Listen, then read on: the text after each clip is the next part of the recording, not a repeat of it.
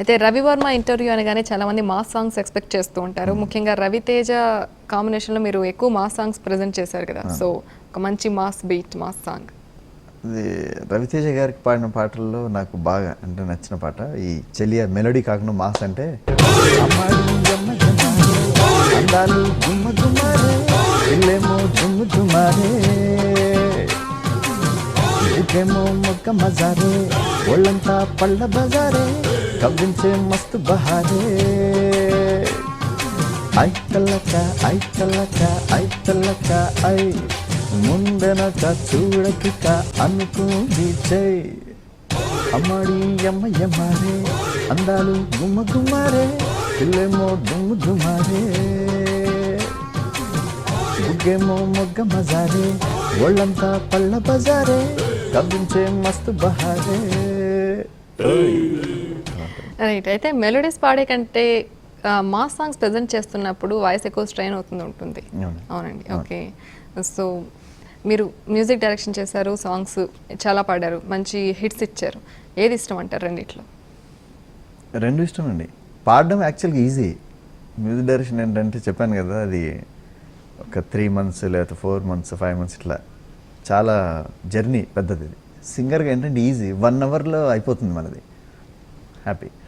So రెండు ఇష్టమే. But దేనికి సంబంధించిన అంటే మనం ఏమంటారు అంటే శ్రమ కొద్దీ ఫలితం లాగా సింగర్కి ఉండే ఆ 1 hour మనం కష్టపడడానికి ఫలితం అలాగే ఉంటుంది, ఈ 6 నెలలు కష్టపడిన దానికి దీని ఫలితం కూడా అలాగే ఉంటుంది. సో రెండు నేను ఎంజాయ్ చేస్తున్నా. ఓకే. 1 yearలోనే మ్యూజిక్ డైరెక్టర్గా మారాక 1 yearలోనే 3 పెద్ద సినిమాలకు మ్యూజిక్ డైరెక్షన్ చేశారు. సో ఆ ఎక్స్పీరియన్సెస్ ఎలా ఉన్నాయి? అదే అంటే నేను ఫస్ట్ సినిమాని అంటే జగపతి గారు ఉన్న సినిమాకి, ఆ 6 సినిమాకి చేయడం, తర్వాత వెంటనే శివాజీ హీరో ఉన్న ఆ సినిమా గోల సినిమాకి, తర్వాత ఇప్పుడు handsome and energetic Varun Sandesh ఆ సినిమాకి చేయడం చాలా హ్యాపీగా ఫీల్ అవుతుంది. ఓకే.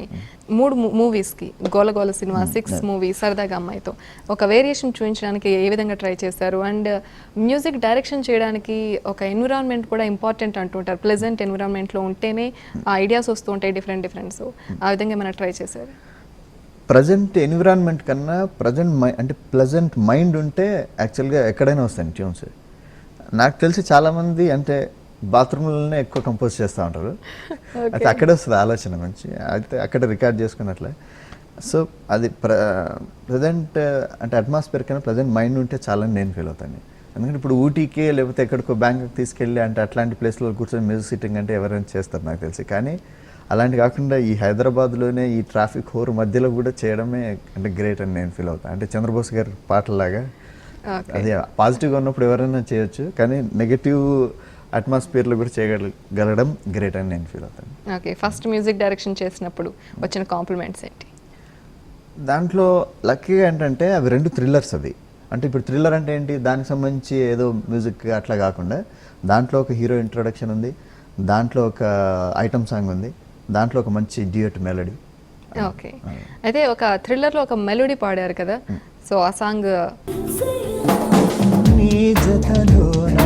నిజమనుకోనా ఎదురుగా నీవేనా దివితారక అనుకున్నా పగలైనా రేయినా నీ ధ్యాసే మనసునా పగలైనా రేయినా నీ ధ్యాసే మనసునా ప్రియమారా నిన్ను చేరి మరిచాలే నన్నిలా నీ జతలోన నిజమనుకోన ఎదురుగా నీవేనా దివితారక అనుకున్నా.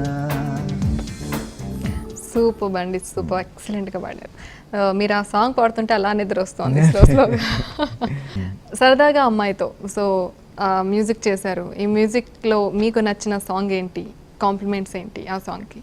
అసలు నాకు ఈ సినిమాకి మ్యూజిక్ డైరెక్షన్ రావడానికి ఒక పాట కారణం అన్నమాట. అదేంటంటే ఇదేంటో ఇలాగే ఉంటుందా ప్రేమంటే సరికొత్తగా, ఈ పాటతో అంటే ఈ ట్యూన్ వినగానే మా డైరెక్టర్ గారు ఏంటంటే ఇంకా వేరే ట్యూన్స్ ఇంకా కొన్ని వినిపిస్తా అంటే లేదు నాకు దీంతో అర్థమైపోయింది ఈ సినిమాకి మీరే మ్యూజిక్ డైరెక్టర్ అని చెప్పేసి నాకు అవకాశం ఇచ్చారనమాట. Great opportunity. ఈ పాటని చంద్రబోస్ గారు రాయడం, తర్వాత చాలా అంటే మెలోడియస్గా దాంట్లో పదాలు కూడా చాలా అద్భుతంగా ఉంటాయండి. అంటే ఇప్పుడు నాకు నేను చేసిన పాటలు అంటే ఇవి ఈరోజు సరదాగా అమ్మాయితో ఇంత క్రేజ్ రావడానికి కూడా ప్రధాన కారణం ఏంటంటే నేను ట్యూన్స్ అయితే ఎలాగైతే చేశానో దానికి వాళ్ళ లిరిక్స్ కూడా సాహితీ గారు, చంద్రబోస్ గారు, తర్వాత సురేంద్ర కృష్ణ గారు అద్భుతమైనటువంటి లిరిక్స్ అనమాట. అంటే మీరు ఒక్కొక్క పదం అసలు ఇంత బాగా అంటే ఇంత అందరికి అర్థమయ్యేటట్టు ఈజీగా అంత బాగా రాశారు కాబట్టి అవి అంత హిట్ అయ్యాయి. ఓకే. ఇదేంటో ఇలాగే ఉంటుందా ప్రేమంటే సరికొత్తగా, ఇదేంటో ఇలాగే ఉంటుందా ప్రేమంటే శృతిమెత్తగా, ఏ వైపు చూస్తున్నా నీ రూపే, ఏ మాట వింటున్నా నీ పిలుపే, ఏకాంతాన నువ్వే ఏకాంతైన నువ్వే, ఏదేమిటి కవ్వించావే కదిలించావే కరిగించావే నువ్వే, ఇదేంటో ఇలాగే ఉంటుందా ప్రేమంటే సరికొత్తగా, ఇదేంటో ఇలాగే ఉంటుందా ప్రేమంటే శృతిమెత్తగా. ఎక్సలెంట్గా ఉంది సాంగ్. ఒక సాంగ్ చాలు అంటే ఒక మెతుకు చాలు అన్నం ఉడికిందా లేదా చెప్పడానికి, అలాగే ఒక సాంగ్ చాలు సరదాగా అమ్మాయి మ్యూజిక్ ఎలా ఉందో చెప్పడానికి. సో ఈ సాంగ్ ఆఫ్టర్ డైరెక్షన్ అయిపోయాక, మ్యూజిక్ డైరెక్షన్ అయిపోయాక, ఫంక్షన్ అయిపోయాక ఎలాంటి కాంప్లిమెంట్స్ రెస్పాన్స్ ఎలా వచ్చింది మీకు? అంటే ఇప్పటికే మంచి హిట్ అయిపోయింది. అవునండి. అంతే అందరు ఏంటంటే చాలా డిఫరెంట్గా అసలు చాలా ఏంటి అసలు సూపర్గా ఉంది మ్యూజిక్ కానీ అసలు అంటే నేను చేసిన దానికన్నా ఎక్కువగా చెప్పారనిపించింది. అయితే దానికి ఒక రీజన్ ఏంటంటే వరుణ్ సందేశ్ హీరోగా అంటే ఇంతకుముందు వచ్చినవన్నీ ఎక్కువ కొద్దిగా వెస్ట్రన్ టచ్ ఉన్న మెలడీస్ అట్లా వెళ్ళారని. బట్ మేము ఈ సినిమా కంటే నాకు నా డైరెక్టర్ గారు భానుశంకర్ గారు చెప్పింది ఏంటంటే అట్లా రెగ్యులర్ స్టైల్ అట్లా వద్దండి, ఆయనకి వరుణ్కి అట్లా వద్దు, మనం కొత్తగా డిఫరెంట్గా ఏం చేద్దామంటే ఒక కమర్షియల్ హీరోకి ఒక పెద్ద హీరో ఉంటే ఎట్లా ఉంటుందో అట్లాంటి మ్యూజిక్ కావాలి, అంతేగాని వరుణ్ ఏదో కాలేజ్ అబ్బాయి లేకపోతే ఇలాగే వెస్ట్రన్ మెలడీస్ అట్లా వద్దు అని చెప్పేశారు. సో అందుకనే మేము చేసిన పాటలన్నీ కూడా నేను ఆ మెలోడీలో కూడా బీట్ ఆ కమర్షియాలిటీ కోసం అట్లా యూజ్ చేశాను. సో దానివల్ల బహుశా ఏంటంటే అందరికీ కొత్తగా అనిపిస్తుంది, అంటే వరుణ్ సందేశ్కి ఈ పాటలు ఇంత చాలా డిఫరెంట్గా ఉన్నాయని. దానివల్ల బహుశా ఏంటంటే అందరూ అందుకే నేను చెప్పాను నేను చేసిన దానికన్నా ఎక్కువ అప్రిషియేషన్ నేను పొందాను. అలాగే ఈ సినిమాలో కాస్త డిఫరెంట్గా ఉండడానికి, అలాగే కొంచెం సరదాగా ఉండడానికి ఒక సాంగ్ కంపోజ్ చేశారు. So song title song. సరదాగా అమ్మాయితో ఓ కాఫీ తాగొచ్చు, సరదాగా అమ్మాయితో ఓ సినిమా చూడొచ్చు, సరదాగా అమ్మాయితో ఓ కాఫీ తాగొచ్చు, సరదాగా అమ్మాయితో ఓ సినిమా చూడొచ్చు. ఇలా ఉంటుందండి ఈ పాట. ఈ పాటని అంటే నేను అడగగానే సాగర్ దేవిశ్రీ ప్రసాద్ వాళ్ళ బ్రదర్ నా కోసం పాడాడు. అసలు అంటే జస్ట్ 2-3 డేస్లో ఆడియో రిలీజ్ ఇది. అయితే నాకు ఇలా అర్జెంట్ ఉంది, మేము అనుకోకుండా ఇట్లా టైటిల్ సాంగ్ కూడా పెట్టాలనుకున్నాం అని చెప్పేసి చెప్పగానే జస్ట్ 1 అవర్లో నేను మద్రాస్ పంపించగానే పాడి నా కోసం పంపించాడు.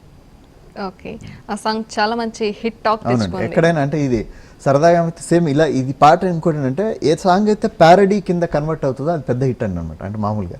సో ఈ పాటను కూడా సరదాగా అమ్మాయితో కాఫీ తాగొచ్చు అది చేయొచ్చు అని అట్లా రకరకాలు మార్చి పాడుతూ ఉన్నారు అనమాట, ఇది బయట ఫ్రెండ్స్ కానీ లేకపోతే వీళ్ళంతా. సో అట్లా బాగుంది. ఓకే. రవి వర్మ చెప్పే ఇంకా మరిన్ని విశేషాలు ఒక షార్ట్ బ్రేక్ తర్వాత.